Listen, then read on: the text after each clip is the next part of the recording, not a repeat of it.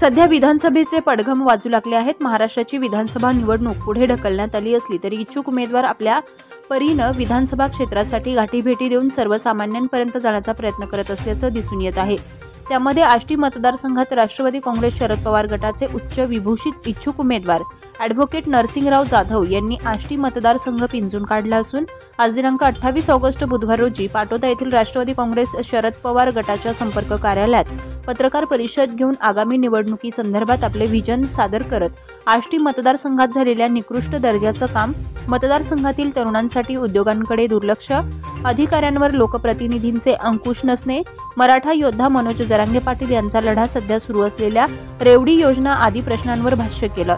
यावेळी तालुक्यातील पत्रकार मोठ्या संख्येने उपस्थित होते। पाहुयात ॲडव्होकेट नरसिंगराव जाधव नेमकं काय म्हणाले। फार रजिस्टर होत नाही। कुणीतरी एखादा पुढारी त्या ठिकाणी त्याचा इंटरेस्ट असतो म्हणून त्या पीआयला सांगतो की बाबा तुम्ही थांबा, आणि ज्या माणसावर खरा अन्याय झाला त्याचा FIR देखील रजिस्टर होत नाही। आणि असे लोक आमच्याकडे येतात, आम्हाला दुःख वाटतं की बाबा त्या माणसावर अन्याय झालेला सुद्धा त्याचा FIR रजिस्टर होत नाही, त्याला हायकोर्टामध्ये यावं लागतं। मग हे असं का व्हायला लागलेलं? ज्या ठिकाणी तुम्हाला सांगतो आता आपल्या विविध लँड तुम्हाला सांगतो या विविध प्रोजेक्टसाठी ॲक्वायर होतात। उदाहरणार्थ समजा हे पवन ऊर्जामध्ये 2015ला शासनाने एक GR काढलेला आहे। त्याचं एक प्रोसिजर दिलेलं आहे की बाबा त्या शेतकऱ्याला नोटीस काढून जॉईंट मेजरमेंट करायला पाहिजे।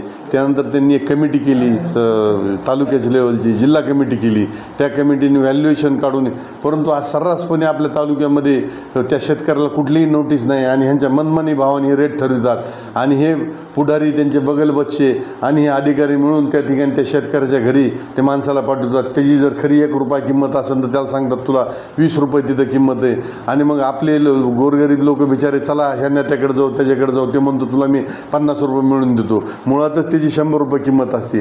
मग अशा पद्धतीने त्या ठिकाणी होतात। भ्रष्टाचाराचा जर विचार केला तर तुम्ही वकील बांधवाला सगळ्यांना माहिती आज पाटोदा नगरपंचायतची काय परिस्थिती आहे। पाटोदा नगरपंचायतमध्ये आज आम्ही शिवभूषण जाधव जे तालुका अध्यक्ष आहेत त्यांनी या ठिकाणी अबलू घोगे, मोबिन असेल यांनी अनेक प्रकरणं काढलेली आहेत आणि त्यामध्ये आज डॉक्युमेंटरी एव्हिडन्स आहे की कित्येक लोकांना पैसे दिलेले आहेत, त्या पैशाचं त्या ठिकाणी अकाउंटसुद्धा नाही आहे। माहितीच्या अधिकाराखाली आपण माहिती मागितली ती माहिती देत नाहीत, त्याचं अपील होतं, त्यानंतर त्या राज्य माहिती आयोगाकडे जावं लागतं तरीसुद्धा माहिती दिली जात नाही, पुन्हा हायकोर्टात जावं लागतं। मी ह्या भागामधला एक वकील म्हणून काम करत असल्यामुळं या सर्व गोष्टीमध्ये मी लक्ष देऊन शेवटपर्यंत लोकांना न्याय द्यायचा प्रयत्न केला। पण सामान्य माणूस तिथं टिकू शकत नाही का? तर आज लोकशाहीमध्ये आपल्याला कुणाला मारता येत नाही, आपल्याला तलवार घेता येत नाही, बंदूक घेता येत नाही, आपल्याला लढा हा लोकशाही मार्गाने लढावा लागतो। मग आज बीड जिल्ह्याची 10 सगळ्या बँका बुडाल्या, DCC बँकेपासून सुरुवात झालेली आहे। मग ह्या सगळ्या आमच्या पत्रकाराचे सुद्धा, वकिलांचे सुद्धा पैसे आज त्या ठिकाणी बुडवलेले, वेगवेगळ्या मल्टी स्टेट कोऑपरेटिव्ह बँका बुडवलेल्या आहेत। मग हे कुठंतरी थांबलं पाहिजे, आणि हे जर थांबवायचं असेल तर कुठलाही पक्ष असो त्या पक्षातल्या चांगल्या माणसाला, ज्यांना समाजाचं काम करण्याची जाण आहे, त्या लोकांना संधी मिळाली पाहिजे। हा एक माझा वकील म्हणून, एक इंटलेक्च्युअल व्यक्ती म्हणून माझा आग्रह असल्यामुळं मी आदरणीय शरदचंद्रजी पवार साहेबांना विनंती केली की माझ्या वडिलांनी या ठिकाणी आपल्याबरोबर काम केलेलं आहे भरपूर, त्यांच्या हयातीमध्ये त्यांनी त्यांची पूर्ण वकिली सोडून आमची शेतीमध्ये सुद्धा त्यांनी लक्ष दिलं नाही आणि प्रामाणिकपणे काम केलं, आणि पडत्या काळात देखील आपण त्यांचं, आमचे बंधू शिवभूषण जाधव यांनी साथ दिली, आम्ही त्यांचं काम करतो। आणि पाटोद्याचा जर विचार केला तर 18 महिन्याचा जर काळ सोडला म्हणजे आपले कैलासवासी लक्ष्मण तात्या जाधव यांना संधी मिळाली, त्यानंतर आपल्याला संधी मिळालेली नाही। हा जर विचार केला तर आमच्या पाटोदा तालुक्याला जर संधी दिली तर निश्चितच पाटोदा आणि शिरूरच्या लोकांची मानसिकता आहे किंवा आपल्या भागाचा प्रतिनिधी असावा। आजपर्यंत आपण ज्या प्रतिनिधींना निवडून दिलेले मित्र, आज मी स्पष्टपणे सांगतो, मी कुणालाही घाबरत नाही। त्यांचे बगल बच्चे ठराविक कार्यकर्ते, त्यांना बी फक्त काय निवडून आणण्यापुरता त्यांना अधिकार आहे। निवडून आली ती एकदा, ते ग्रामपंचायत असो, पंचायत समिती असो, जिल्हा परिषद असो, तिथला क्लर्क देखील त्यांचं ऐकत नाही। त्या गावात नुसते एखाद्याला सर्टिफिकेट द्यायचं असेल तर ती म्हणते अमुकला फोन करावं लागेल तेव्हा तुम्हाला तिथे मिळते। आपला सगळा पैसा हा आष्टीमध्ये चाललेला आहे, गेलेला आहे। मी पुराव्याने बोलू शकतो। आज मंदिरच्या प्रकरणामध्ये आज FIR रजिस्टर झालेला आहे, एका माजी मंत्र्यावर, नाव घ्यायची गरज नाही, तुम्हाला माहिती आहे. आणि त्या व्यक्तीवर त्यानंतर आज दखलपात्र गुन्हा दाखल झालेला असून ह्या महाराष्ट्रामध्ये ह्या ज्या गृहमंत्री आहेत त्यांना काही म्हणजे मला वाटते लोकशाहीची जर खरी ही असेल तर त्यांनी सामान्य माणसाला एक कायदा आणि दुसऱ्या माणसाला कायदा की ज्यांनी अटकपूर्व जामीन न घेता तो माणूस आज सर्रासपणे राजकीय हे करून ह्याच्यात पार्टिसिपेट होतो का? म्हणजे ह्या देशामध्ये भारतीय राज्यघटना शिल्लक आहे की नाही असा प्रश्न त्या ठिकाणी माझ्यासारख्या वकिलाला पडतो. म्हणून आज माझी अशी इच्छा आहे की माझ्यासारखा एक वकील माणूस ह्या आष्टी-पाटोदा शिरूर मतदारसंघामध्ये अनेक लोकांवर अन्याय झाल्यानंतर त्याच्यावर FIR रजिस्टर करणं असेल, कुणाचे घरं पाडले असतील, कुणाच्या जमिनीवर विनाकारण जर रिझर्वेशन टाकलं असतील, ही जर प्रवृत्ती जर वाढली हिला जर तुम्ही रोखलं नाही तर हे हुकुमशाही पद्धतीनं तुमच्या आणि माझ्या घरावर देखील त्याची पाळी येऊ शकते आणि लोकशाही ही संपुष्टात येऊ शकते. त्यामुळं कसं आहे की ही लोकशाही जर तुम्हाला सांगतो आपल्याला टिकवायची असेल तर आपल्याला राजकारणामध्ये हुशार, चांगले, प्रामाणिक कॅरेक्टरचे लोक येणं गरजेचं आहे. म्हणून आता ही मी आदरणीय शरदचंद्रजी पवार साहेबाला मला या पक्षातर्फे उमेदवारी द्यावी अशी विनंती केलेली. माझ्याबरोबर आमचे काही सहकारी पण आहेत, परंतु मी आदरणीय शरदचंद्र पवार साहेबाला सांगितले की तुम्ही आमच्या या मतदारसंघातील जनतेकडून सर्वे घ्या, त्याच्यामध्ये जर त्या लोकांनी जर हे दिले की हा अमुक चांगला कॅन्डिडेट आहे तुम्ही त्याला द्या आणि आम्ही त्याचं प्रामाणिकपणे काम करू. आम्ही काय बंडखोरी वगैरे करणार नाही, आम्हाला जर तिकीट दिले तरच आम्ही पक्षाचं काम करू. परंतु आमची इच्छा अशी आहे त्याच्यामध्ये किंवा पाटोदा तालुक्याला तुम्ही संधी द्यावी, कारण पाटोदा तालुक्यावर खूप अन्याय झालेला आहे. आज प्रत्येक योजना आज शहरामध्ये तुम्ही बघताय, आज स्वातंत्र्य मिळालं आपल्याला, स्वच्छ पाणी तर सोडा, साधं पाणी नाही. जेवढ्या योजना आपल्या आल्या त्याच प्रत्येक योजनेमध्ये भ्रष्टाचार झालेला आहे.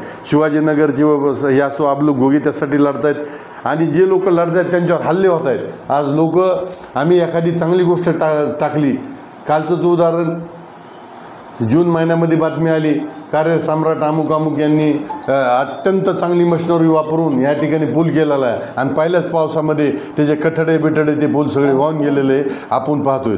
म्हणजे आपण आज शासनाला इन्कम टॅक्स भरतो, वॅट भरतो, GST भरतो, याच्यामार्फत आज आपले प्रत्येक ह्याच्यातून पैसे चाललेले आहेत. हे तुमचे आमचे पैसे आहेत मित्रो.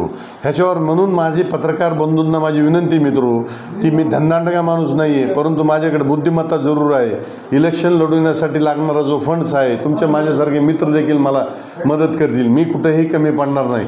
फक्त प्रामाणिकपणे एवढंच सांगतो की जर मला तिकीट जर दिलं तर हे एक चांगली संधी आपल्या ह्या तालुक्यासाठी, ह्या मतदारसंघासाठी येणार आहे. आणि कारण माझ्या वैयक्तिक जीवनामध्ये मला खरं म्हणून वकिलीमध्ये माझ्या पोटा इतका पैसा मला जरूर मिळतो आहे. आणि माझ्या पर्सनल लाईफमध्ये माझी एक मुलगी आहे नॅशनल लॉ स्कूलमधून आज निघली, ती कोलकाता इंग्लंडला जॉईन झालेली. त्यामुळं मला इलेक्शनमध्ये येण्यासाठी मला आमदारकी मिळवायची, मला पैसा मिळवायचा ही माझी काय भूमिका नाही. पण मला माझे मामा माजी खासदार रामराव जीवाजीराव गावकर, माझे वडील कैलासवासी लक्ष्मणराव जाधव, तसेच माझे चुलते कैलासवासी शाहूराव जाधव, माझे चुलते जे पोलीस पाटील होते दिनकरराव पाटील, हे आणि ह्यांचा सगळा वारसा असल्यामुळं मला ह्या भागातील गोरगरीब जनतेचा, सर्व समाजातील जनतेचा, जातपात धर्माच्या सर्व लोकांचा त्या ठिकाणी विकास व्हावा, त्यांच्यावर अन्याय होऊ नये ही माझी प्रामाणिक इच्छा आहे. आणि निश्चितच आदरणीय शरदचंद्रजी पवार साहेब यांचे माझे संपर्क असल्यामुळं आणि त्यांनासुद्धा ग्राउंड रिॲलिटी या ठिकाणी माहीत असल्यामुळं मला ते निश्चित संधी देणार आहेत. त्यामुळं मला वैयक्तिक कुणावर टीका टिप्पणी करायची गरज नाही, कारण तुम्हाला हे सगळे विषय माहिती आहेत. परंतु याचा अर्थ असा आहे, याचा अर्थ असा नाही की मी कुणाला घाबरणार, मी कुणालाही घाबरत नाही, फक्त ईश्वराला मी घाबरतो. कारण वाईट गोष्ट करायची असेल तर आपण त्याला घाबरलं पाहिजे. दुसरा राहिला प्रश्न जातपात धर्माचा, या माझ्या फॅमिलीने कधीही जातपात धर्म केलेला नाही. जातपात धर्म आमच्या रक्तातच नाही आहे. आम्ही चांगल्या माणसाला चांगली म्हणणारी माणसं आहोत आणि वाईटाला वाईट म्हणणारी माणसं आहोत आणि चुकीच्या लोकांच्या विरोधात, अन्यायाच्या विरोधामध्ये आम्ही लढणारी माणसं आहोत. त्यामुळं पत्रकार बंधू जे आहेत, जे समाजाचे नाककान घासा आहेत, तुम्ही सर्वांनी या चांगल्या गोष्टीला NL जाधव म्हणजे तुम्ही स्वतः आहेत असं समजून, तुमचे प्रोफेशनल ज्या गोष्टी आहेत त्या पाळून, तुमचे जे वैयक्तिक ह्या त्या पाळून सगळ्यांना तुम्हाला न्याय द्यावा लागतो. सगळे उमेदवार लोकशाहीमध्ये तुमच्यासाठी सारखे आहेत. माझ्याच बाजूनी बातम्या द्या असं हे देखील मी म्हणणार नाही. माझं चुकत असेल तर त्यावेळेस तुम्हाला लोकशाही मार्गाने माझ्यावर पण टीका करण्याचा अधिकार आहे. त्यामुळं आज पहिल्यांदा मी पाटोदा येथे तुमच्या सर्व तुमच्या सर्व बांधवांची त्या ठिकाणी मी इथं ही केलेली. मला शिरूर, पाटोदा आणि आष्टी वकील संघाने सर्वांनी पाठिंबा दिलेला आहे. संभाजीनगरमध्ये 1 वर्ष मी त्या ठिकाणी वकील संघाचा अध्यक्ष होतो. तिथल्या सर्व वकिलांनी मला त्या ठिकाणी पाठिंबा दिलेला आहे. आणि मराठवाड्यामध्ये मी बार काउन्सिल ऑफ महाराष्ट्र आणि गोवाच्या 2 वेळेस निवडणूक लढवल्यामुळं सर्व वकील बांधवामध्ये महाराष्ट्रामध्ये माझा परिचय आहे. आणि न्यायिक क्षेत्रामध्ये एक जनहितार्थ याचिकाच्या माध्यमातून वेगवेगळ्या याचिका आपल्याला माहिती, त्याचा मी उल्लेख करू इच्छित नाही, परंतु रिसेंटलीच 7 वर्षापासून आपला पैठण पंढरपूर पालखी मार्ग रखडला होता. कॉम्रेड महादेव नागर गोजे, त्यानंतर हरिभक्त आपले रणदेव बापू महाराज आणि चक्रपाणी जाधव यांच्या मार्फत आपण याचिका दाखल केली. माननीय न्यायालयाने आता ते डिसेंबरपर्यंत काम पूर्ण व्हावं ही अपेक्षा व्यक्त केली, कारण हा रोडसुद्धा महत्त्वाचा आहे. म्हणजे असे विविध प्रश्न त्या ठिकाणी आहेत. तर त्याला हे करण्यासाठी प्रामाणिकपणे काम करणं नेतृत्वाची गरज आहे. प्रशासनामध्ये जर चांगले वकील डॉक्टर जर आले तर 50% काम आपण जागेवर करू शकतो आणि लोकांना न्याय देऊ शकतो. विम्याचा प्रश्न असो, त्यानंतर तुम्हाला सांगतो शेतीमध्ये शेतकऱ्यांच्या विविध योजनांचा प्रश्न असो, हे प्रश्न सोडवण्यासाठी विधिमंडळामध्ये शेतकऱ्याच्या दृष्टिकोनातून, कामगाराच्या दृष्टिकोनातून कायदे करण्यासाठी माझ्यासारखा जर कायदेतज्ञ तिथे जर गेला तर निश्चितच त्या ठिकाणी या लोकशाहीमध्ये आणखीन चांगले त्या ठिकाणी दिवस येऊ शकतात असं मला वाटतं. एवढंच माझं या आज पत्रकार परिषदेच्या निमित्तानं तुम्हाला सर्व वकील बांधवांना म्हणजे सांगणं आहे. आणि त्याद्वारे आपल्याला जे काही शक्य होईल सामाजिक दृष्टिकोनातून तुम्ही मला सहकार्य करावं एवढं मी या ठिकाणी बोलतो. आपण सर्व या पत्रकार परिषदेसाठी आलात, तुम्ही तुमच्या या वेळेत वेळ काढून अत्यंत महत्त्वाचा वेळ तुम्ही या ठिकाणी दिला, त्याबद्दल मी तुमचा सर्वांचा आभारी आहे. काही आमच्याकडून चुकलंही झालं तर आम्हाला माफ करत जा, कारण आम्ही काय राजकारणामध्ये प्रोफेशनल राजकारणी नाही आहेत.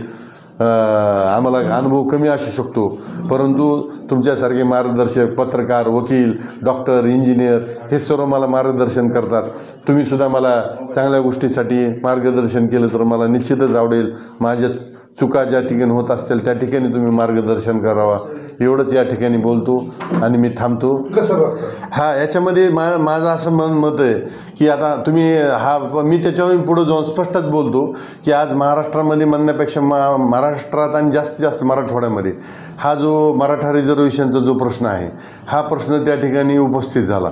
मी उच्च न्यायालय वकील संघाचा अध्यक्ष असताना जरांगे पाटील यांना भेटण्यासाठी गेलो आणि त्यांना मी संपूर्ण 150 वकील घेऊन त्या ठिकाणी पाठिंबा दिला.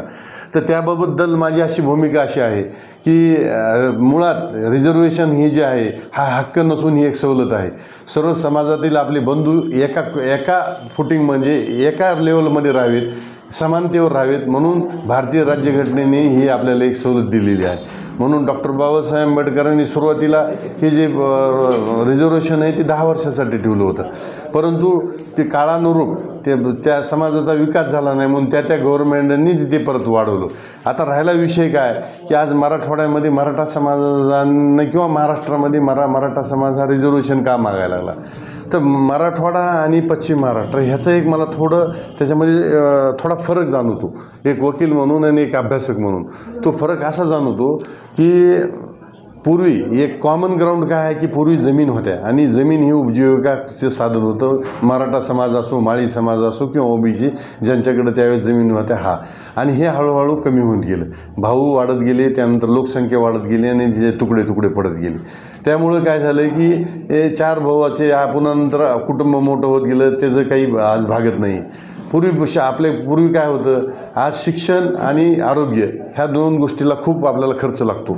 त्यामुळं काय झालेलं आहे की जर आज शाळेत जायचं, प्रत्येकाला वाटतं आपण इंग्रजी शाळेमध्ये जावं, आपली चांगली शाळा असावी, मग प्रत्येक पालकाला वाटतं आपण तिथे जावं. म्हणून आज तुम्हाला पहिलीपासूनच तुम्हाला डोनेशन द्यावं लागतं. आज शेती पिकत नाही आहे. आज म्हणजे मराठवाडा आणि पश्चिम महाराष्ट्र ह्याच्यासाठी म्हणतो मी की तुम्हाला एक उदाहरण सांगतो की आपलं साकतपासून पश्चिम महाराष्ट्र सुरू होतो.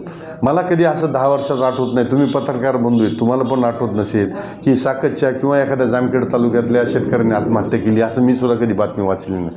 तीच जर तुम्हाला मराठवाड्यामध्ये तुम्हाला हे दिसेल. त्याचं कारण असं आहे की एकतर आपल्याकडं नैसर्गिक म्हणजे आपल्याकडं मोठ्या नद्या नाहीत, मोठे प्रकल्प नाहीत किंवा तसे आपल्याकडं खूप मोठ्या प्रमाणावर प्रकल्प आणण्याचे प्रयत्न झालेले नाही. नाहीत. ह्याचं मुळात रिझर्वेशन मागायची पाळी का आली ह्याचासुद्धा अभ्यास होणं गरजेचं आहे. कारण काय आहे, आपल्या इकडं ही बेकारी इंडस्ट्री नसल्यामुळं, आर्थिक स्तोत्र आपल्याकडे ही नसल्यामुळं ह्या समाजामध्ये डिस्पॅरिटी झाली.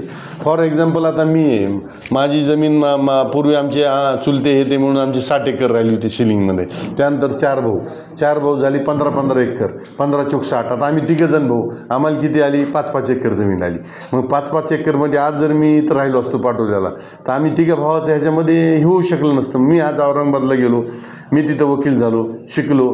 ठीक आहे, वकिलीमध्ये गेल्यानंतर मी प्लॅनिंग केली, मी एका माझ्या अपत्यावर हे करून मी समजा आता वेल टू केलं. पण माझे भाऊ समजा चक्रबन दादा शिवभूषण आहेत, माझी मुलगी आणि त्यांच्यामध्ये लहानपणीपासून ह्याच्यापासून फरक पडला ना. माझे सख्खे भाऊ आहेत ते पण मराठा आहेत, परंतु आर्थिक स्तर जो आहे तो दोघांमध्ये उत्पन्नाचा स्तोत्र बदलल्यामुळं बदललेला आहे. म्हणून आज काय झालं की आज जरांगे पाटील महाराष्ट्रामध्ये का लोकांनी डोक्यावर घेतलं आहे, त्याचं कारण असं आहे त्या माणसाचं शिक्षण जरी कमी असेल तरी त्या माणसाकडे ज्ञान भरपूर आहे आणि समाजासाठी काहीतरी करायची तळमळ असल्यामुळं आज 70 वर्षामध्ये हा जो प्रश्न ज्या लोकांच्या हातात सत्ता आली त्यांना सोडता नाही आला, म्हणून समाजाला असं वाटलं की हा व्यक्ती आज आपलं प्रामाणिकपणे काम करतोय म्हणून त्याच्या पाठीमागे गेली. दुसरा महत्त्वाचा मुद्दा ओबीसी आणि मराठा ह्या वादाच्या संदर्भामध्ये ज्यावेळेस ओबीसीला रिझर्वेशन दिलं गेलं त्यावेळेस मराठा समाजाचा कुठलाही माणूस रस्त्यावर येऊन त्याला अपोज केलेला नाही. त्याच्याही पुढं मला असं जाऊन म्हणायचं आहे, भारतीय राज्यघटनेमध्ये आर्टिकल 19 आणि आर्टिकल 20मध्ये आर्टिकल 21मध्ये प्रत्येकाला आपला हक्क मागायचा अधिकार आहे. त्यामुळं मराठा समाज शांततेच्या मार्गाने त्या ठिकाणी हे मागत होता, त्याला प्रतिमोर्चे काढायची गरज नव्हती असं माझं स्पष्ट मत आहे. म्हणून छगन भुजबळ यांनी जे प्रतिमोर्चे देवेंद्र फडणवीस यांच्या सांगण्यावरून काढलेले आहेत असं माझं ठाम मत आहे. आणि त्याच्यामध्ये मराठा आणि ओबीसी हा वाद इंटेन्शनली निर्माण करायचा प्रयत्न केलेला आहे. कारण आज धनगर मराठा असो त्यानंतर माळी असो हा समाज पहिल्यापासून, मी तर जातपात मानणाराच माणूस नाही, परंतु तरीसुद्धा हे पूर्वी भाऊच असतील. एक मेंढा सांभाळायला गेला, एक शेती करायला गेला, एक लढायला गेला. ह्या भावामध्ये एक काही ठराविक लोक ज्यांना विकास करायचा नाही, त्यांना फक्त राजकारण जातीपाती धर्माच्या नावावर करून विकासाच्या ह्याच्यावर किंवा ह्या भ्रष्टाचारावर येऊ द्यायचं नाही म्हणून असे मुद्दे काढतात. दुसरा महत्त्वाचा मुद्दा असा आहे की जर मराठा समाजाला जे रिझर्वेशन मागितले ते देण्याचा अधिकार शासनाला आहे. केंद्र आणि राज्य सरकार ही भारतीय जनता पार्टीचं दोन्हीकडेही त्यांचं असल्यामुळं त्यांना हा प्रश्न सोडवल्या जाऊ शकत होता. पण विनाकारण ह्याच्यावर त्या मोर्चा हल्ला करायची गरज नव्हती. त्यांनी तो विनाकारण त्याच्यावर हल्ला केला आणि त्याच्यामुळे वातावरण चिघळलं गेलं. आणि त्यानंतर मग काय झालं की ठीक आहे, सर्वसामान्य माणूस तो मराठा असो कोणत्याही जातीचा असो त्याला कायद्याचं ज्ञान नसतं, त्यामुळं त्याला तो इश्यू फक्त जातीमध्ये असा दर्शवला जातो. पण माझ्यासारख्या किंवा आपल्यासारख्या एज्युकेटेड लोकांना माहिती आहे जातीपातीचा विषय नाही. आपण एकमेकाच्या सुखदुःखात जातो, ते एकमेकाला मदत करतो. तुमची ना आपली किंवा जातीपातीची दुश्मनी नाही. परंतु हा लढा राजकारणामध्ये वापरण्याच्या दृष्टिकोनातून हात दाखवला गेला. कारण समजा मराठा समाजाला चुकीचं आरक्षण दिलं गेलं, तुम्ही 2दा त्याच्यामध्ये गेले, हायकोर्टाने दिलं, सर्वोच्च न्यायालयाने रद्द केलं. म्हणून जर एखाद्या व्यक्तीला समजा जे लोक आज मराठा समाजाच्या प्रतिमोर्चे काढतात त्यांना जर असं वाटत असेल की मराठा समाजाला शासनाने जर चूक दिलं तर चूक दिल्यानंतर ते हायकोर्टामध्ये जाऊ शकतात, ते रद्द करून घेऊ शकतात. परंतु 2 समाजामध्ये विनाकारण 2 समाज पुढं आणून त्याच्यावर तेढ निर्माण करणं हे अयोग्य असं माझं मत आहे. आणि त्याच्यामुळं माझं सर्व समाजाला अशी विनंती आहे की आपण आपल्या गुन्हेगोविंदाने आपण नांदलं पाहिजे. कारण हा जो रिझर्वेशन हा विषय फार घटनात्मक आहे, तो क्लिष्ट आहे. तो जर सोडायचा असेल तर विविध घटनेवर अभ्यास असणाऱ्या विविध वकिलांचं त्या ठिकाणी पार्टिसिपेशन करून घेणं शासनाचं आणि समाजाचं देखील त्या ठिकाणी कर्तव्य आहे. त्यामुळं ओबीसीचं आपण काढून घ्यायला आलो, मराठा समाजाला द्यायला असं नाही आहे. आज मराठ्यासुद्धा आपलाच भाऊ आहे. आज ते जर उपाशी मरत असतील तर त्यांना योग्य फुटिंगवर जर तुम्ही नाही आणलं तर काय होणार आहे उद्या. जर एखादा माणूस उपाशी मारायला लागला, तुम्ही कायद्याने त्याला किती दिवस हे करणार आहेत. आज ग्रामीण भागामध्ये चित्र असं आहे की कित्येक लोकांचे लग्न होत नाही आहे. आज शाळेमध्ये जर समजा पोरं शिकायला गेली, एखाद्याला कपडे मिळाले, एखाद्याला फॅसिलिटी मिळाल्या, त्या लहान मुलाला जातपात काय माहीत असते. तो म्हणतो ना त्याच्या घरी नंतर अरे ह्याला कपडे दिले, ह्याला पुस्तक दिलं, मला दिलं नाही, मी मराठा आहे म्हणून दिले नाही. म्हणून मराठा समाजाचा जो डाटा त्यांनी कलेक्ट केलेला आहे किंवा महाराष्ट्रामध्ये समजा 33% मराठा असं जरी गृहीत धरलं तर फक्त 3% मराठा हा श्रीमंत आहे, ज्यात आमदार खासदार हे मोठे लोक आहेत, कारखानदार आहेत, पण 30% समाज जो ग्रामीण भागामधला हा गरीब आहे. त्यामुळे त्या गरीब समाजाला त्या ठिकाणी मराठा रिझर्वेशन मिळालंच पाहिजे, ही सुद्धा माझी ठाम भूमिका आहे. आता राहिला विषय कोणता किंवा ह्याच्यावर अन्याय होतो का त्याच्यावर अन्याय होतो, अन्यायाचा विषय नाही. घटनेमध्ये जे कायदेशीर रिझर्वेशन असेल ते मिळावं, जे टिकाऊ असावं, असं माझं मत आहे. आणि त्याच्यामुळं कसं आहे की हा शासनाचा केंद्र आणि राज्य शासनाचा विषय. केंद्र आणि राज्य शासनाने जर नियत चांगली ठेवली तर त्यांनी त्यांच्याकडे एक्सपर्ट आहेत, त्यांच्याकडे ॲडव्होकेट जनरल आहेत, महाराष्ट्रामध्ये नामांकित वकील आहेत, जजेस आहेत रिटायर, त्यांची सगळी मदत घ्यावी, विविध जाती धर्माच्या संघटनेची मदत घ्यावी आणि हा एकोप्याने हा प्रश्न सोडावा, असं माझं त्याबद्दल मत आहे. म्हणून त्याच्याही पुढं मला जाऊन असं म्हणायचे की आता आपण सर्व जाती धर्मातल्या इंटेलेक्च्युअल लोकांनी पुढे येऊन आपण आपला ज्यावेळेस प्रतिनिधी निवडून देतो, 5 वर्षांनी ज्यावेळेस तो मत मागायला येतो तर त्यावेळेस आपण त्याची जातपात धर्म न बघता तो जर आपल्याला सांगायला मी ह्या धर्माचा आहे, मी ह्या जातीचा आहे म्हणून मला मतदान करा, तर मतदारांनी त्याला हे विचारलं पाहिजे की आम्ही तुला जातीवर मतदान नाही केलं, आम्ही तुला धर्मावर मतदान नाही केलं, आम्ही तुम्हाला आमच्या भागातला विकास करण्यासाठी, आमचे प्रश्न मांडण्यासाठी तुम्हाला आम्ही विधिमंडळामध्ये पाठवलेलं आहे. त्यामुळे तुम्ही आमचे किती प्रश्न सोडवले याच्यावर त्याला विचारलं पाहिजे, तरच आपली लोकशाही सुदृढ होणार आहे. नाहीतर तुम्ही काय 1857 असं झालं होतं, त्यावेळेस अशी इकडची मस्जिद तिकडे पाडली होती, तिकडची ती मस्जिद अशी झाली होती, हे जुने मुडदे जर उकडून काढत गेले तर तुम्हाला सांगतो आपल्या समाजामध्ये अशांतता निर्माण होणार आहे आणि आपल्या देशाला हे सुरुंग लागणार आहे, एकता आणि अखंडता त्या ठिकाणी आपली धोक्यात येणार आहे. त्यामुळं या बुद्धिवादी लोकांचं कर्तव्य आहे, तुम्हाला मी सांगतो की यांनी सर्वसामान्य माणसाला सुद्धा आपण जागृत केलं पाहिजे. कारण हे जे लोक आज काय झालं, राष्ट्रवादी काँग्रेस पक्षामध्ये जे प्रस्तावित लोक होते 50-50 वर्ष ह्या लोकांनी आदरणीय शरदचंद्रजी पवार साहेबाबरोबर राहिले, साहेबांनी त्यांच्यावर विश्वास ठेवून चांगली खातं दिली, यांनी संस्था काढल्या, मोठ्या संस्था काढून त्या ठिकाणी किती मराठा समाजाला हे अकोमोडेशन देतात, ह्याचं सुद्धा त्या ठिकाणी सीमालोकन होणं गरजेचं आहे. ह्या लोकांचे काय पानमळी नव्हती किंवा द्राक्षाची मळी नव्हती, आज ह्यांच्या करोडो रुपयाच्या प्रॉपर्ट्या कुठं झाल्या ह्याचा जाब आज सर्वसामान्य मतदारांनी त्यांना विचारला पाहिजे. गावात बांगला, तालुक्याच्या ठिकाणी बांगला, जिल्ह्याच्या ठिकाणी बांगला, त्या ठीक आहे उद्योगधंद्यामध्ये सुद्धा तुम्हाला पैसे मिळणारे चांगले लोक आहेत, मी म्हणत नाहीत पैसे कमीवणारा सगळ्यात जो आहे तो भ्रष्टाचाराच्या मार्गाने कमीतो. कारण मी पण वकील आहे, तुम्ही चांगल्या पद्धतीने काम केला, खरं बोलून जर केलं तर प्रामाणिकपणे देखील आज पैसे कमवता येतात. परंतु आज काय झालेले कॉन्ट्रॅक्टरशिपमध्ये तुम्हाला 30% 25% मार्जिन असताना सुद्धा तुम्ही टोटल बोगस काम करता. उदाहरणं तुमच्या पुढं आहेत, पाटोदा नगरपंचायतचा पूल आहे, पूल कम बांधणार आहे, 3 कोटीचं बिल उचलून टाकलेले, पूलच झालेला नाही तिथं, एवढी डिलिंग करायला लागली तिथे की इव्हन टेक्निकल सँक्शनसुद्धा बोगस आणायला लागलीत.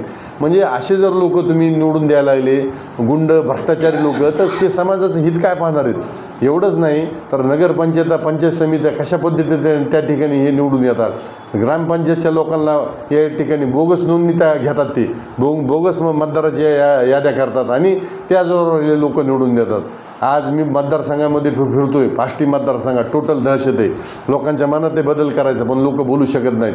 आमची चांगली बातमी असली, तुमची जरी चांगली बातमी असली, काय पत्रकारांनी मला फोन केला, त्या पत्रकार बांधवांना देखील किंवा NL जाधवची असो किंवा एखादी चांगली बातमी टाकली तर त्याला विचारलं जातं, अरे तुला किती पैसे दिले जाते. ज्यावेळेस पत्रकार हा विचाराला बांधीला आहे, तो प्रामाणिकपणे माझी बातमी टाकतोय, तर त्यांनी ठामपणे सांगितलं पाहिजे की आम्ही विचाराला पक्के माणसं आहेत, आम्ही काय बिकाऊ नाही आहेत. ठीक आहे, व्यवसाय आणि पोट आपलं आहे जरूर आहे, पण ह्याचा अर्थ आपल्याला कोणी विकत घेतलेला नाही. त्यामुळं ही हुकुमशाही नाही आहे. त्यामुळं आज ह्या आष्टी मतदारसंघामध्ये ह्या जर बदल करायचा असेल तर ह्या सर्व घटकाला त्या ठिकाणी आपल्याला विचार करावा लागेल आणि हा बदल आपल्याला घडून आणता येऊ शकतो. त्यामुळं जातपात धर्माच्या पलीकडे जाऊन एक राष्ट्र, सर्व समाज आणि विकास ह्या गोष्टीला माझं प्राधान्य राहणार आहे. आणि जे विकासाच्या बाजूने मी ठामपणे जर मला जर संधी दिली तर मी निश्चित प्रयत्न करणार आहे, एवढंही सांगतो. आणि ह्याच्याही पुढे जाऊन सांगतो, मी वकिली क्षेत्रामध्ये वकील म्हणून काम करत असताना मी राजकारणात आता सक्रिय राजकारणात उतरायचा निर्णय घेतलेला आहे. त्यामुळे आष्टी पाटोदा बीड जिल्ह्याच्या राजकारणामध्ये मी इथून पुढं सक्रियपणे त्या ठिकाणी काम करणार आहे. त्याच वेळेस माझा वकील व्यवसाय आहे, एक सिलेक्टेड मॅटर त्याच्यामध्ये जनहितात द्यायचे आणि मोठे मॅटर ज्याच्यामुळं मला कुठं करप्शन करायची गरज पडणार नाही, माझ्या कुटुंबाला मिळतील असा मला पैसा मिळेल, एवढं मी त्या ठिकाणी काम करणार आहे. एवढं या ठिकाणी आज मी आपल्याला सांगतो. आष्टी पाटोदा शिरूर या विधानसभा मतदारसंघातून आपल्या पाटोद्यावर फार मोठा अन्याय झालेला आहे. आता तुम्ही उमेदवारी मिळवता म्हणतात, आम्ही पत्रकाराच्या वतीने सर्वांच्या वतीने तुम्हाला शुभेच्छा देतो आणि आम्ही तुमच्या सोबत आहोत. किंवा उमेदवारी तरी मागितली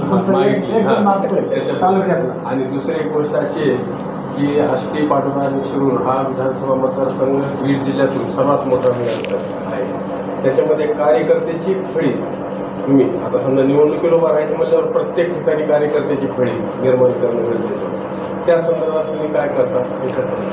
हां, आता कार्यकर्त्याच्या संदर्भामध्ये आता हे निश्चित आहे. मी प्रोफेशनल राजकारणी नसल्यामुळं प्रत्येक ठिकाणी काही माझे कार्यकर्ते नाही आहेत, परंतु राष्ट्रवादी काँग्रेस आदरणीय शरदचंद्रजी पवार यांच्या पक्षाचे त्या ठिकाणी पूर्ण मतदारसंघामध्ये कार्यकर्ते आहेत. पाटोदा तालुक्यामध्ये शिवभूषण जाधव यांच्या नेतृत्वाखाली 2 लोकसभा आणि 1 विधानसभेची निवडणूक लढलेली आणि आपल्याला माहिती आहे की गेल्या वेळेस सुद्धा बजरंग बाप्पाला पाटोदा शहराने 1000ची लीड दिली होती आणि आपल्या तालुक्याने यावेळेस सुद्धा 1100ची लीड दिली होती.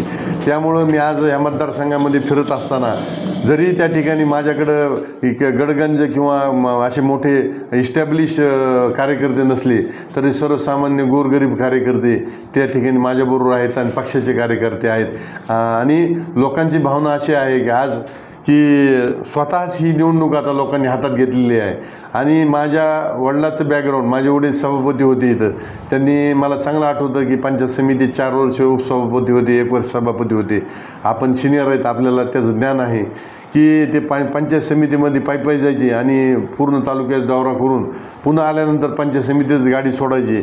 त्या काळामध्ये आपले पानसंबळ डॉक्टर हे अध्यक्ष ते सभापती होते. तर मराठवाड्यामध्ये आपली पंचायत समिती त्यावेळेस पहिली आणि महाराष्ट्रामध्ये 3री ग्राम अभियानामध्ये आली होती. आणि मी वकील म्हणून ह्या आष्टी मतदारसंघामध्ये कमीत कमी 2,000 ते 2,500 मॅटर मी या ठिकाणी चालवलेले आहेत.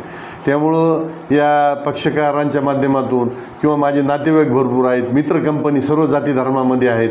म्हणजे इथं आज क्लिअर म्हणजे तुमची चर्चा होते की बाबा हा 3 मराठा समाजाचे उमेदवार आल्यानंतर 1 अमुक जर ओबीसी आल्यानंतर तो सहजच निवडून येईल. मला जर उमेदवारी दिली तर तसं काय होणार नाही ह्याची मला खात्री. त्याचं कारण असं आहे की कैलासवासी शाहूराव जाधव, कैलासवासी लक्ष्मणराव जाधव व माझे चुलते दिनकरराव पाटील, आम्ही माझ्या आजोबापासून आमचं कल्चर आहे. कारण हे पाटोदा शहर आहे 18 पगड जातीचे, सर्व जाती धर्माचे. आणि ह्या शहरामध्ये हा क्रांतिसिंह नाना पाटलाच्या स्पर्शाने विचारांनी पावित झालेला आहे. इव्हन ह्या शहरामध्ये ब्राह्मणसुद्धा कम्युनिस्ट होते, यांचे वडील स्वतः तिथं कम्युनिस्ट विचाराचे होते. म्हणजे इथं जाती वृत्तीचे लोक नाहीत. ठीक आहे, प्रत्येकाच्या ॲडजस्टमेंटमुळं प्रत्येक माणूस आपापल्या वेगवेगळ्या पक्षात काम करीत असेल, परंतु मला एवढं ठाम माहिती की इथला जो मतदार आहे तो सेक्युलर विचाराचा आहे.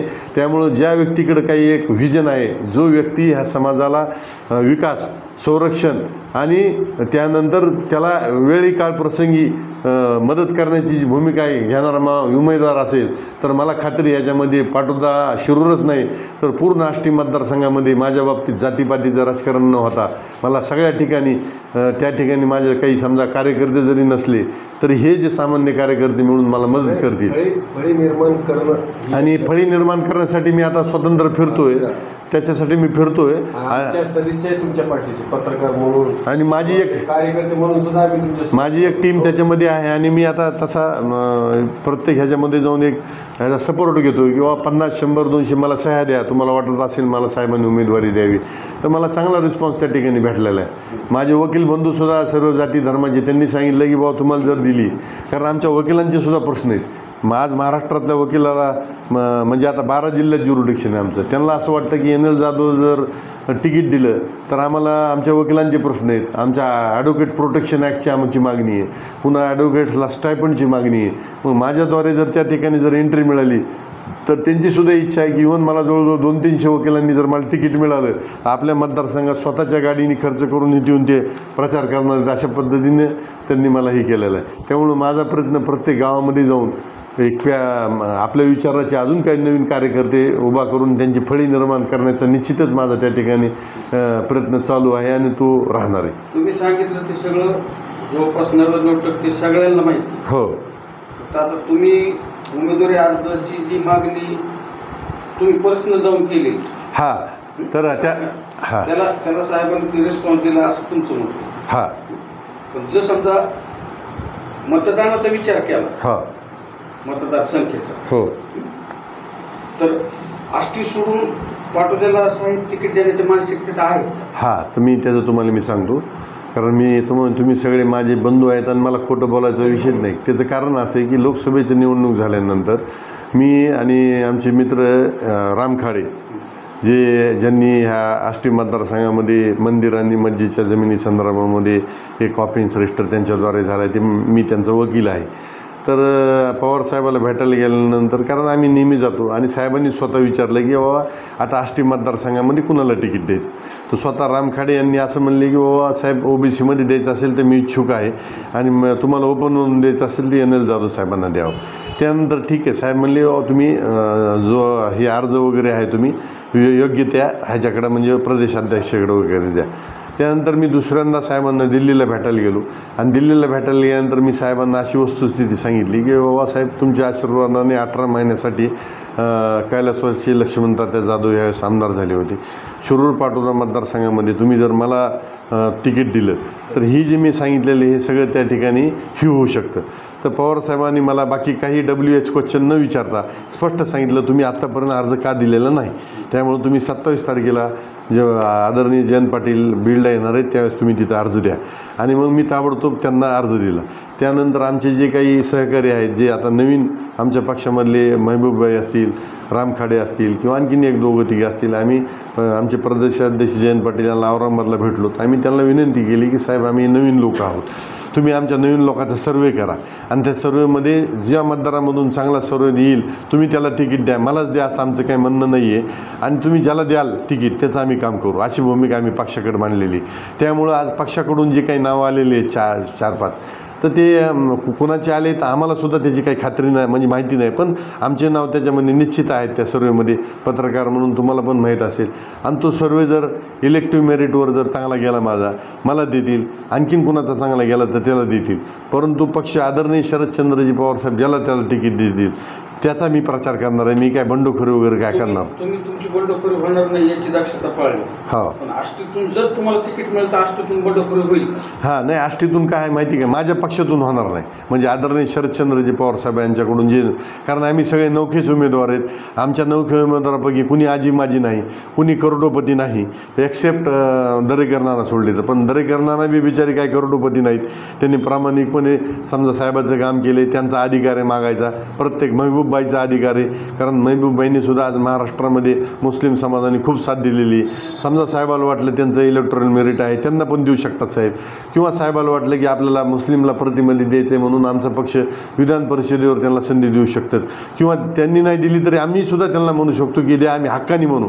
कारण जसं ज्यावेळेस अब्दुल्लाला संधी आली होती त्यावेळेस खरं पाहिलं तर आपले संदीपभाई क्षीरसागरला अध्यक्ष करणार होते, परंतु त्यावेळेस म्हणजे हा नाही त्या हिशोबाने मग तत्कालीन नेतृत्व असणारे आपले अण्णा आणि यांनी आम्हाला सांगितलं की बाबा तुम्ही वकील साहेबाला दिल्लीला पाठवा. तुम्हाला सगळं माहिती आहे, पेंटर इक्बाल साहेब आणि आमचे वडील त्यावेळेस गेले आणि आमच्या वडिलांनी साहेबाला आठवण करून दिली की साहेब तुम्ही मुस्लिम समाजाला ह्या वेळेस ह्या सभेमध्ये एकदा असं आश्वासन दिलं होतं तुम्हाला हे करू म्हणून. आज आमच्या पाटोदा तालुक्याला जर लाल दिव्याची गाडी भेटत असेल, गरिबाचं पोरगा आहे, चांगलं द्या त्याला संधी, म्हणून त्यावेळेस सय्यद अब्दुल्लाला त्या ठिकाणी संधी दिली होती, म्हणून आपल्याला मिळालं होतं.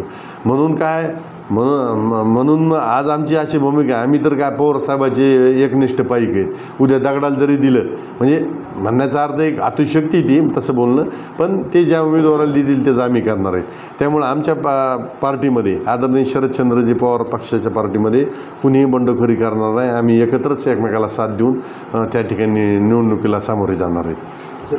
दांडेकर समितीच्या अहवालानुसार कृष्णा खोरे आणि गोदावरी खोरे हो, किती विकास साधला गेलाय आता त्याच्यामध्ये सगळ्यात महत्त्वाचा मुद्दा समितीचा पूर्णतः अहवाल बीड आष्टी मान्य झाला नाही. आता कसं संघात मान्य झाला नाही, 2 गोष्टी त्याच्यात काय माहिती का, सगळ्यात महत्त्वाचा मुद्दा काय की ज्यावेळेस आपला नागपूर करार झाला, नागपूर फॅक्ट त्याला म्हणतो, 1948ला 17 सप्टेंबर 1948ला आपण हैदराबाद महाराष्ट्रामध्ये विलीन झालं. त्यावेळेस ज्या काही यशवंतराव चव्हाण आणि त्यावेळेस तत्कालीन मुख्यमंत्री असताना ज्या काही महाराष्ट्रात विलीन होत असताना मला वाटतं गोविंदभाई श्राफ आणि त्या काळातले आपले जे काही नेते होते हैदराबादले, ह्यांनी ज्या काही करार केला गेला त्या करारामध्ये काही अटी होत्या. त्या अटीप्रमाणे आपल्याला काही गोष्टी समजा फॉर एक्झाम्पल हायकोर्ट आहे हायकोर्ट आपलं इस्टॅब्लिश झालं. त्यानंतर समजा तुम्हाला सांगतो 371 आर्टिकल आपल्याला आहे की ज्याला आपलं मागासपण दूर करण्यासाठी एक जसं आपलं मराठवाडा हे जे कोणतं मंडळ ते दिलं आपल्याला, म्हणजे हे वेगवेगळे आले, परंतु आज त्याचं काहीच काम नाही आहे. तर त्या तसा जर विचार केला तर मराठवाड्याचा जो बॅकलॉग जो आहे तो पाण्याचा असो, दांडेकर समितीचा तुम्ही म्हणतात तो असो, म्हणजे इरिगेशनचा असो किंवा अनेक तो अजून भरून निघलेला नाही. आता उदाहरणार्थ काय की आता कुंटेपळ तलाव आष्टीचा 2010ला त्याचं काम सुरू झालं. आज 14 वर्ष झालेलं आहे. 3 टप्प्यामध्ये त्याचं काम सुरू आहे. आज काय झालं की 2013चा लँड ॲक्विजिशन ॲक्ट आला. 2013च्या लँड ॲक्विजिशननुसार काय आहे की तुम्हाला 4 पट रक्कम मिळते. 2013च्या कायद्याच्या आधी खाली काही नॉमिनल रक्कम असायची शेतकऱ्याला. काय आता तिथल्या शेतकऱ्यावर असा अन्याय झाला की ज्यांच्या 13च्या आधी लँड अक्वायर केलं त्याला कमी पैसे मिळाले. मग आता मधल्या काळामध्ये काही अधिकाऱ्यांनी पुढाऱ्यांनी काय केलं, त्या शेतकऱ्यांच्या अडाणीपणाचा गैरफायदा घेऊन त्यांच्याच जमिनी खरेदी केल्या आणि त्या 2013 नंतर शासनाला विकल्या, त्यांना 4 पट पैसे झाले. आणि तो आज फक्त पहिलाच टप्पा इकडचा चालू आहे, अजून 2 टप्प्याचं काम तिथं होणार आहे. तर आता ठीक आहे, राजकीय त्याच्यामधल्या गोष्टीवर मला राजकीय स्टेटमेंट करायचं नाही, पण परवा आदरणीय जयंत पाटील साहेबांनी पाटोद्याला आणि निवडणुकीमध्ये लोकसभेच्या ह्यालासुद्धा त्यांनी म्हणजे त्याचं स्टेटमेंट केलेलं आहे कुठं शिरूरला, की बाबा ह्या काउंटेबल तलाव असो किंवा तुमच्या ह्याला गोदावरीच्या ह्याच्यामधून सुद्धा आपल्याला इकडं उपसा जलसंधारण पाटोद्या आष्टी मतदारसंघात पाणी कसं आणण्याचा प्रयत्न करता येईल हे त्यांनी टाकलेले. आता दांडेकर समिती वगैरे जे तुम्ही मला ही स्पष्ट विचारलं, तर माझा पण पूर्ण त्या दांडेकर समितीचा अहवाल वगैरे मी पण वाचलेला नाही आहे, कारण मीपर्यंत आता एक राजकीय क्षेत्रात जायचं म्हणून त्याचा अभ्यास वगैरे केलेला नाही हे मी मान्य करतो.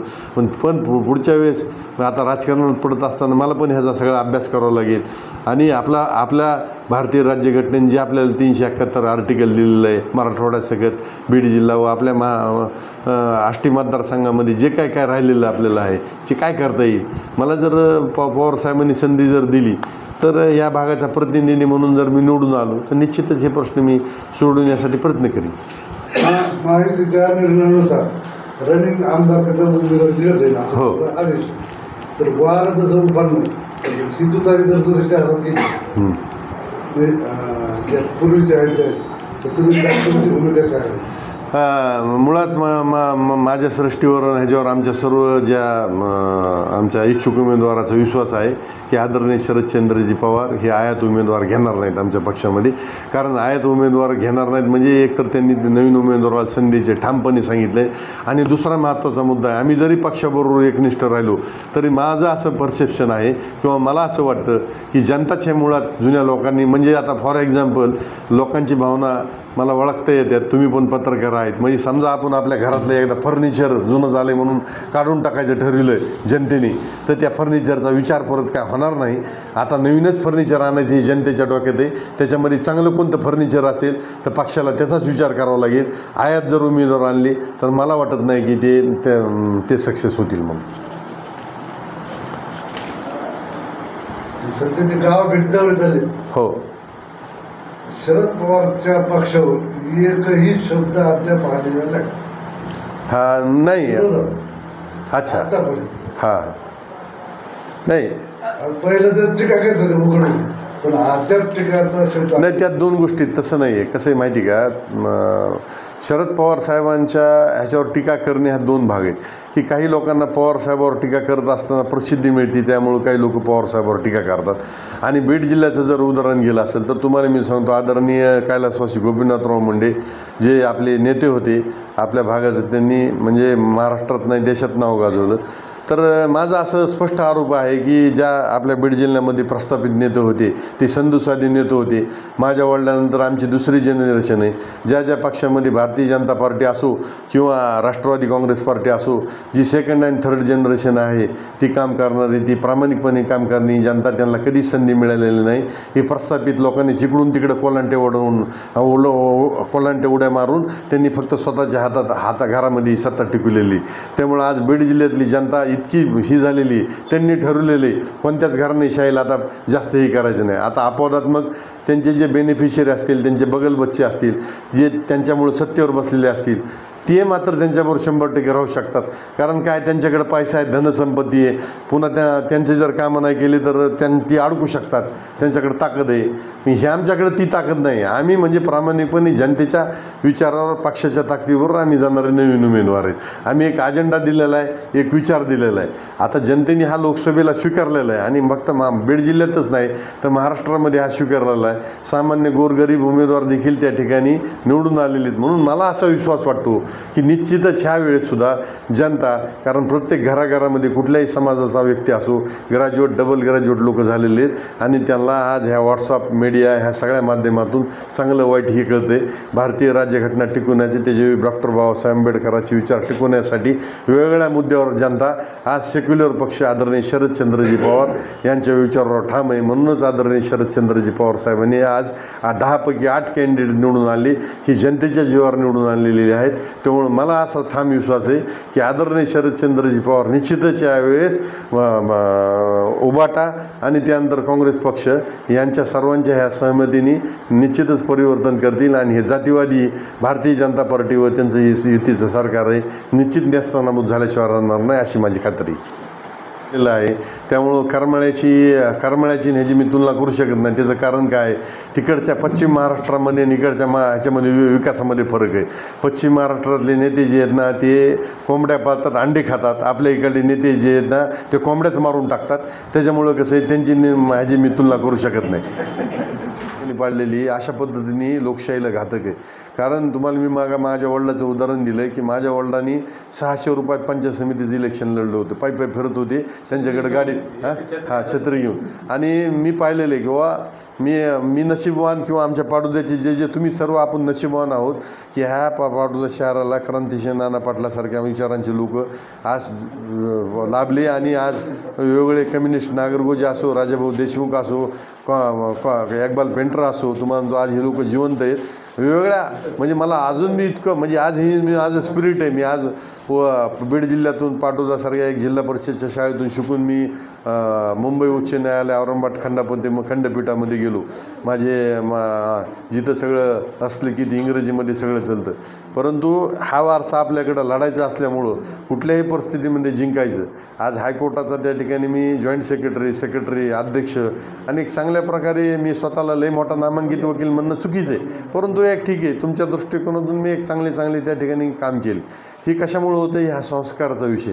आणि ही रेवडी संस्कृती जी आहे ही माझ्या माहितीप्रमाणे 1995 नंतर तुम्हाला सांगतो ही रेवडी संस्कृती वाढली आणि ही देशाला घातक आहे. त्याचं कारण काय आहे की आज प्रत्येक व्यक्ती राजकारण, तुम्ही लहान मुलांना काही ठिकाणी असा एक सर्वे झाला, एक झोपडपट्टीमध्ये झाला, काही ठिकाणी झाला. ते पोरांना विचारलं गेलं की बाबा तुम्हाला काय व्हायचं आहे. लहान मुलाकडून उत्तर आली, कुणी म्हणलं मला नगरसेवक व्हायचे, कुणी म्हणलं मला जिल्हा परिषद सदस्य व्हायचे, मला कुणी म्हणलं आमदार व्हायचे. त्याला प्रश्न दुसरा विचारला, तुला काय व्हायचं हे. तर त्यांनी उत्तर दिलं पोरांनी की बाबा हा एक अमुक टपरीवाला होता, अमुक रिक्षावाला होता, तो आज करोडोपती झाला, तो आज 1 कोटीच्या गाडीत फिरायला लागला. मग हे देशासाठी घातक आहे ना. कारण एक दिवस असा होईल, इकडं प्रचंड गरिबी आहे, इकडं तुम्हाला म्हणतो एखाद्या पोराला 10वीचे पैसे भरायला नाहीत आणि इकडे एखादा पोरगा 50 लाखाची 1 कोटीची गाडी घेऊन दारू पिऊन तुम्हाला म्हणतो नशा करतो आणि ॲक्सिडेंट करतो आणि त्याला वाचवायला हे रेवडी सरकार त्या ठिकाणी मदत करतं आहे.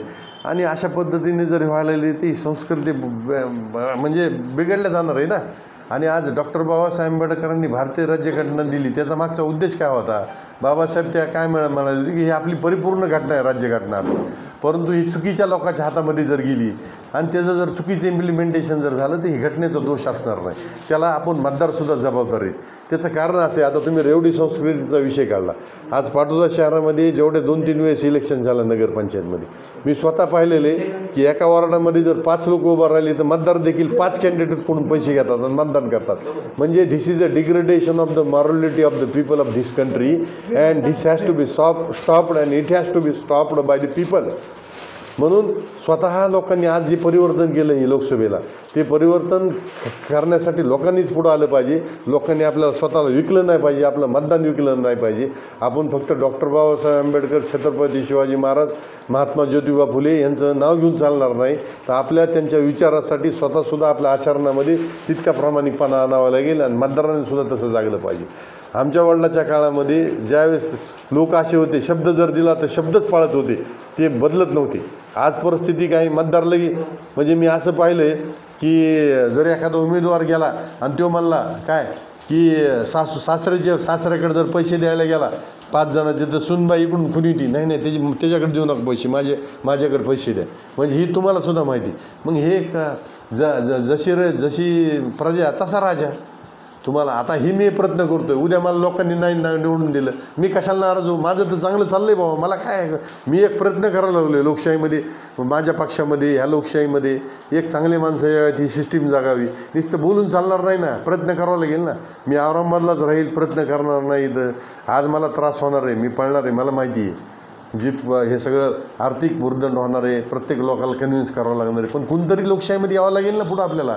नाही तर आज काय होणार आहे तुम्ही मला सांगा. शहरं ओस नाही पडायला लागली, खेडे ओस पडायला लागली. आता बघा, तुम्ही विचारा तुमचे भाऊ बंधू नातू पंतू, जर ते तिकडे गेले तुमचे भाऊ, त्यांचे लेकरं इथं पाडूद्यात आल्यानंतर किती दिवस राहतात? 2 नाही 3 दिवस. का? त्यांना रोड नाही, रस्ता नाही, पाणी नाही, 24 घंटे लाईट नाही. हीच परिस्थिती भारताची झाली. एखादा आता माझ्या मुलीला मी म्हणलं तू UPSC कर, ती म्हणली मी पप्पा कधी UPSC क्रॅक होईल. पण म्हणली आपला एकदा गुंड नगरसेवक झालेला असतो, ते येऊन मला शिवाय देणार, म्हणली मी कशाला होऊ म्हणे. मग ती गेली बाहेरच्या देशात. मग आपली ही पुढची जनरेशन आहे, हे देशात राहीन का? मग त्याच्यासाठी ह्या जनतेने सुद्धा इथं चांगले लोकप्रतिनिधी निवडून दिले पाहिजे ना. एक काळ असा होता, तुम्ही कधी वाचला असेल तर वाचा तुम्ही, विधिमंडळातील भाषणे.